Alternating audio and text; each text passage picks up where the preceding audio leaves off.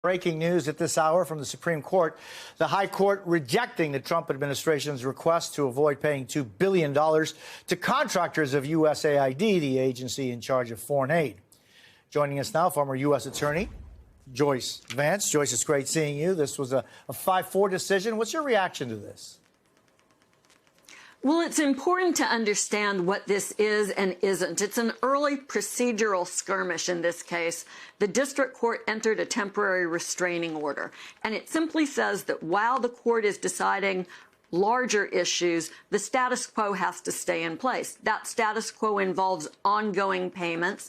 The case is brought by an alliance that works for AIDS vaccines, also by journalists in development, and they say if those dollars don't continue to flow, they'll be irreparably damaged. So at least for now, the Supreme Court has said those payments have to continue, but there's more to come. The district court will now have to decide whether to enter what's called a preliminary injunction. That would require the government to continue to make payments while the litigation wends its way through the courts. And thank you for explaining this whole early procedural motion, because what are the steps? And so it just seems as though, well, now that it's reestablishing that aid, but are there possible roadblocks to the reestablishment of the aid? What are the next steps? Right. One of the arguments that the plaintiffs make is that it's difficult to start and stop. It hinders delivery of services.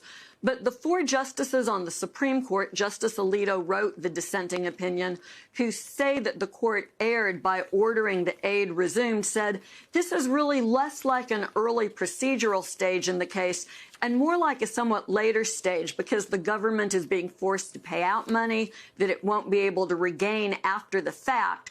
And their objection to this ruling hints at what comes next.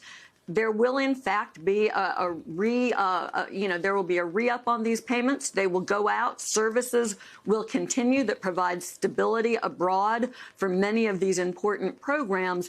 But the point remains, and this is what the litigation will focus on in this next stage, the preliminary injunction. Should the government have to continue to make payments while the litigation over whether Trump's orders ending it are legal or not, should those payments continue to flow? Joyce Vance, thank you so much. Appreciate it.